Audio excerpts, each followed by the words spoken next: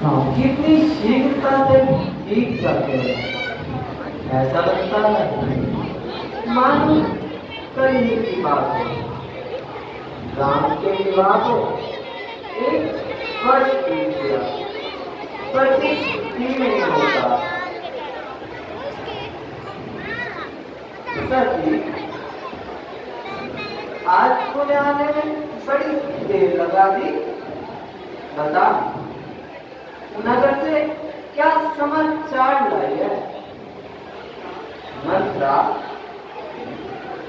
आज पे पट पर चलने वाले युवा को क्या हो गया?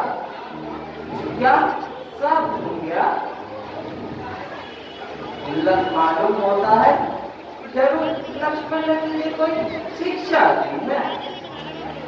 तू मौत क्यों है मंत्रा? अरे कुछ तो बता।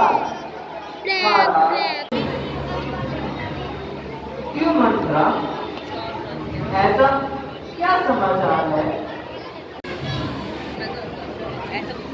रानी जी, तुम तो बड़ी भोली हो। क्या तुम नहीं जानती?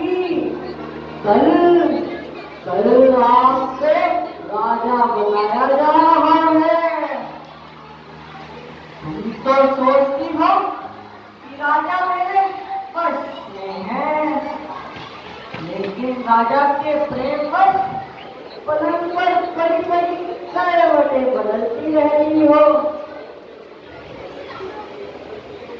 भरत की अनुपस्थिति में और तुम्हें बिना बताए कल गांव पे राजा बनाया जा रहा है।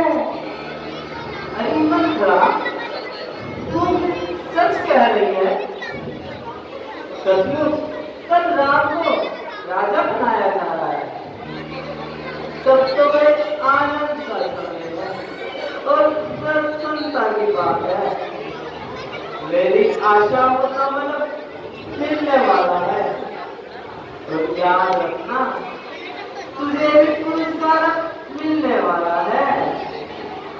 तुझे है भाग्य सबके घड़ी शुभ आज आई है। तुम्हें कहना दादाजी बधाई है, बधाई है। लुट रहा है घर तेरा और तू हुई है बेखबर। क्या यूं ही बैठी रानी आंखों पर पट्टी बांध कर? बस बस चुप रह घर कोई। जो ऐसे वचन अब करे तो तेरी जीवा बुझा दूंगी। ऐसे समय में ऐसी बातें नहीं कहते मंत्रा। सब उत्सव मना रहे हैं और तू एक भाव डालने आई है। धर्म का राजा है जो, देश का जो प्राण है, वो बड़े राजा को हर एक का कल्याण है।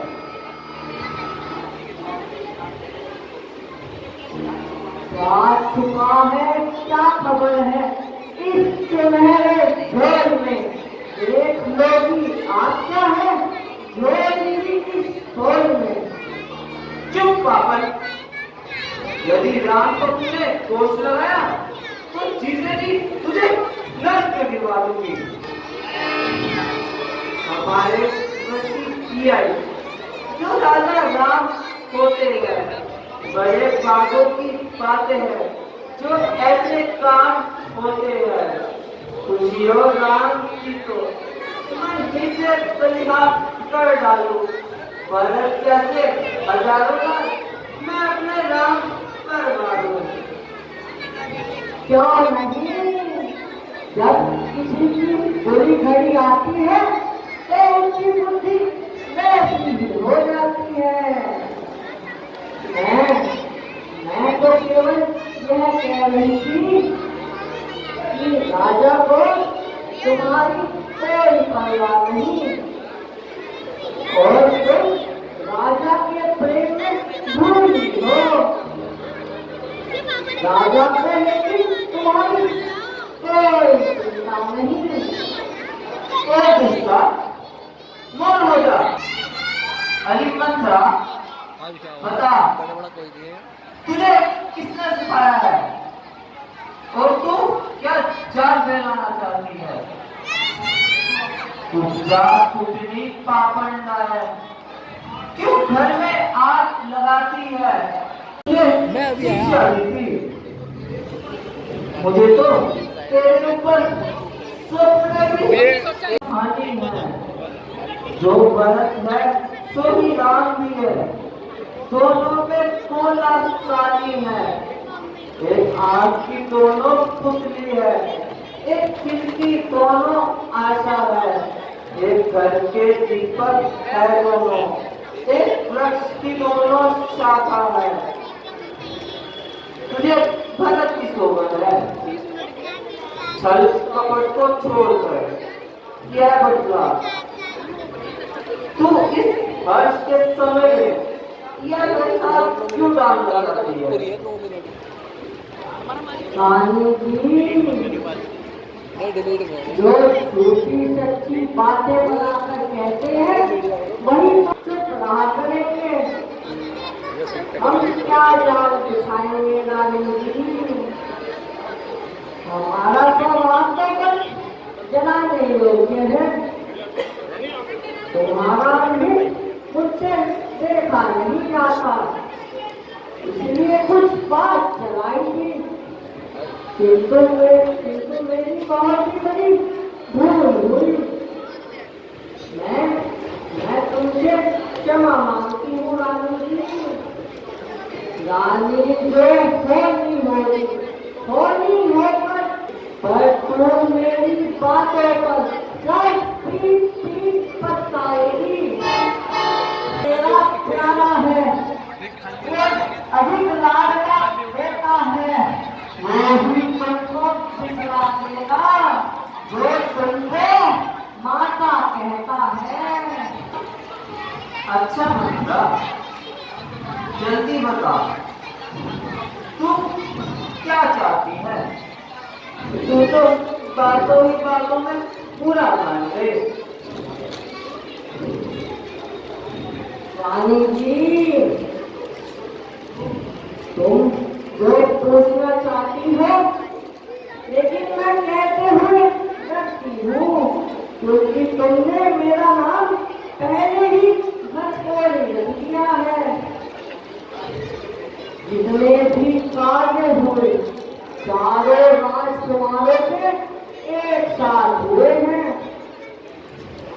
राम को राजा बनाना तो खुद योग्य है और मुझे भी अच्छा लगता है, लेकिन अगली बात सोचकर डर भी लगता है। अरे मंत्रा, तेरी बात बिल्कुल सत्य है।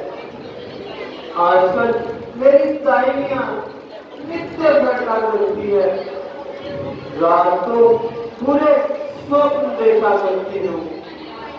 मैंने आज तक किसी का पूरा नहीं कहा, तो आज विधाता ने मेरा इतना पूरा क्यों किया?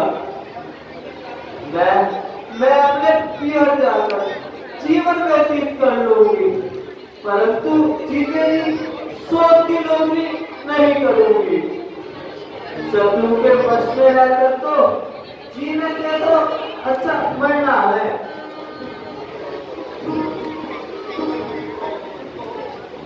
रानी जी, यदि तुम कहो तो एक उपाय बताओ। अरे मंत्रा, तेरे कहने पर तो मैं कोई नहीं पूछ पड़ू, जल्दी वह उपाय बता जिससे मेरा मनोरथ सफल हो। रानी जी, आपने मुझे एक कथा सुनाई थी। जब महाराज दशरथ चंद्रासुर से युद्ध कर रहे थे, तब आपने उस युद्ध में उनकी जान बचाई थी। तब महाराज ने तुम्हें एक वरदान मांगने को दिए थे। बस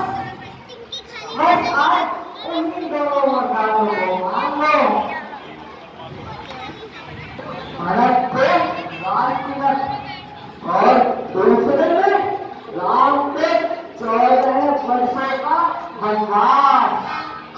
हे भामिनी, पहलाज को राम की सौगंध खुलवा देना, जिससे वह अपने वचनों से मुकर ना जाए।